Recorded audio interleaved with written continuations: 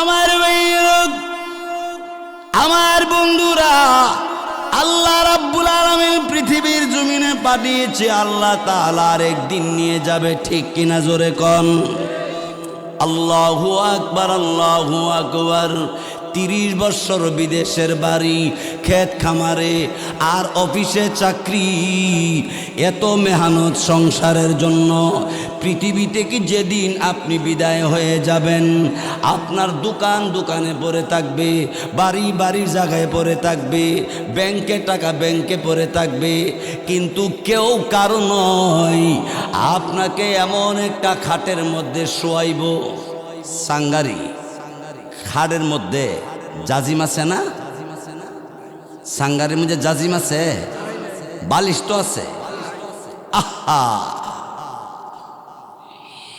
এরে বিরামপুরের মুসলমান ভাইয়েরা আমার, হারাম পথে তুমি টাকা রুজি রোজগার করে দুনিয়া দুনিয়া করতে করতে তুমি দুনিয়ার ভিতরে প্রবেশ করে ফেলেছো। অথচ মহান আল্লাহ রাব্বুল আলামিন তোমাকে যেদিন পৃথিবী থেকে বিদায় করে নিয়ে যাবে, তোমাকে এমন একটা কাপড় পরায়া দিবে, কাফনের কাপড়, যেই কাপড়ের মধ্যে জামার মধ্যে বোতাম নাই। আপনার এলাকার কাফনের কাপড়ের মধ্যে বোতাম লাগাই দেয়? যেই কাফনের কাপড়ের পকেট নাই, যেই কাফনের কাপড়ের ডিজাইন নাই, যেই কাফনের কাপড়ের মধ্যে সেলাই নাই, ঠিক কিনা?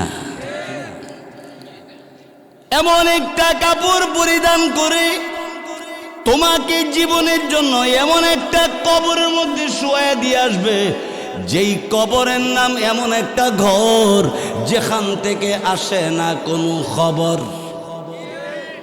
কবর থেকে খবর আয়ে? পৃথিবীর যেই কোনো প্রান্ত থেকে খবর আসে, কিন্তু কবর থেকে কোনো খবর আসে না।